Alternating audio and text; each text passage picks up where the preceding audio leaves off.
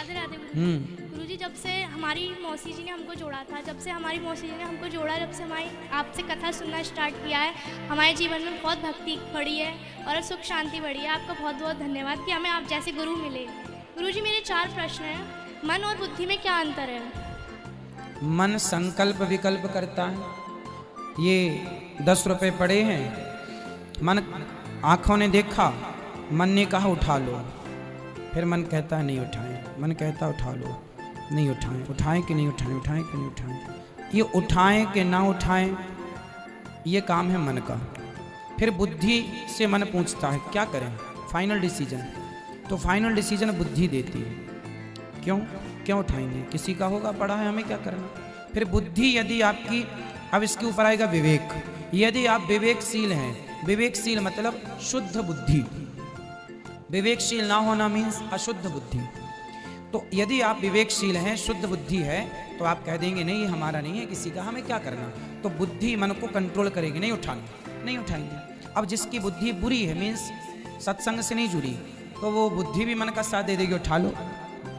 तो ये बुद्धि और मन में अंतर है कि मन संकल्प विकल्प करता है, बुद्धि फाइनल डिसीजन देती है। और बुद्धि भी वही डिसीजन देती है जब आप विवेकी होंगे तो अच्छा निर्णय देगी, विवेकी नहीं है तो वो अपने हिसाब से कराएगी। गुरुजी दूसरा प्रश्न है कि स्टूडेंट का टाइम टेबल क्या होना चाहिए? स्वल्पाहारी ग्रही त्यागी।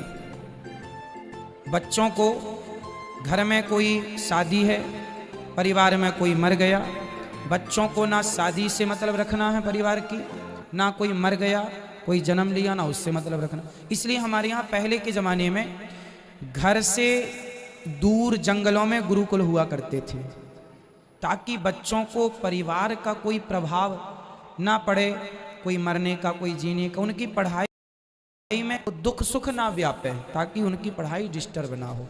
गुरुकुल थे पहले, बच्चे पढ़ने जंगलों में गुरुजनों के पास जाते, वहीं उनके रहने की, खाने की, भिक्षा मांगने की व्यवस्थाएं थी। क्यों?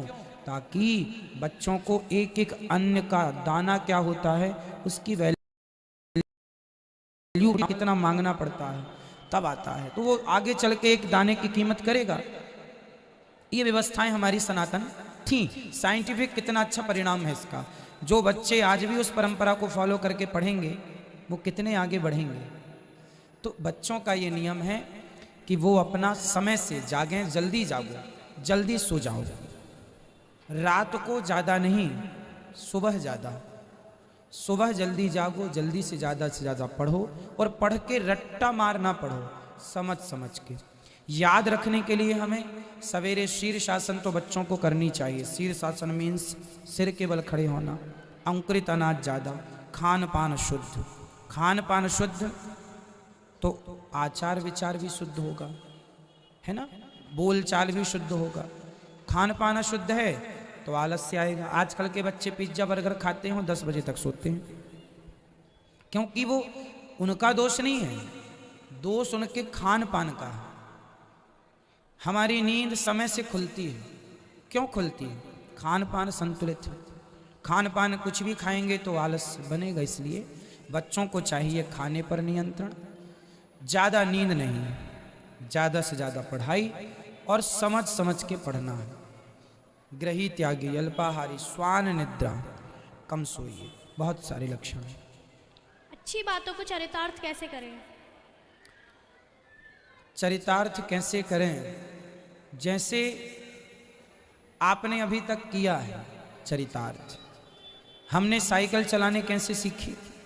हमसे साइकिल चलानी नहीं आती, पर हमने देखा कि वो चला रहा है तो हमें भी आनी चाहिए, प्रैक्टिस से, है ना।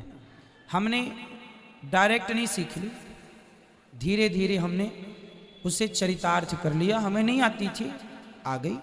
उसी तरह हम जो भी अच्छी बातें दूसरों में देखें, बड़ों में देखें, वो अपने ऊपर लागू करने की कोशिश करें, प्रैक्टिस करें, धीरे धीरे आएगी। तो अच्छी बातें चरितार्थ हमें ही करनी है, हमें ही निर्णय लेना है कि करना चाहिए या नहीं करना चाहिए। जैसे गुरुजी कोई कुछ कहता है तो गुस्सा आ जाता है, लेकिन फिर जवाब भी मुझे दे देती हूँ, लेकिन फिर बाद में लगता है कि नहीं देना चाहिए था। कोई बात नहीं, दे दिया, और देने के बाद यदि ये भाव जागा कि नहीं देना चाहिए था, तो ये भी सही संकेत है। ये संकेत इसलिए सही है कि कल के लिए आप सावधान रहेंगे। आज आपने गलती की, हमें हर गलती से कुछ ना कुछ सबक लेना चाहिए। आज गलती कर ली, कोई बात नहीं, क्षमा, कल ना हो। कल फिर गुस्सा आएगी तो हम फिर ना बोलें, परसों फिर गुस्सा, क्योंकि जीवन भर गुस्सानी, क्रोध जीवन भर करना जब तक जिंदा है। अब कंट्रोल करेंगे तो धीरे धीरे कंट्रोल हर चीज़ों पर। गलती जरूर करना चाहिए, क्योंकि गलती करके हम जितना अच्छा सीखते हैं उतना अच्छा पढ़कर नहीं सीखते। तो गलती कौन करता है?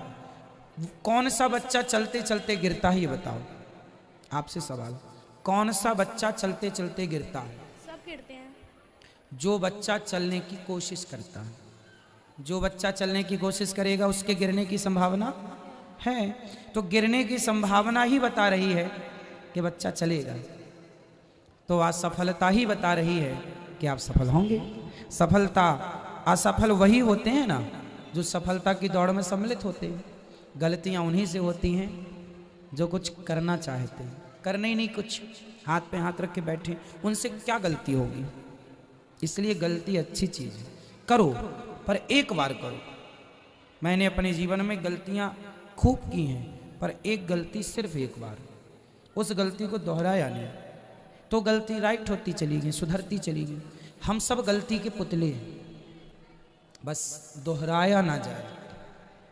गुरुजी जैसे बोलते हैं संगति का असर बच्चों को बिगाड़ देता है, लेकिन दूसरी तरफ ये भी बोलते हैं अगर संस्कार मजबूत हो तो संगति का असर नहीं बिगाड़ सकता। तो ये दोनों बात कैसे हो सकती हैं? सब पर ये बातें लागू नहीं है। माता कैकेयी, उनसे बड़ी संस्कारी महिला कौन होगी? उनसे बड़ी संस्कारी माँ कौन होगी? कैकेयी माँ। भरत जैसे भक्त को जन्म देने वाली माँ कोई ऐरी गहरी तो नहीं होगी? उनके संस्कारों में कोई कमी थी?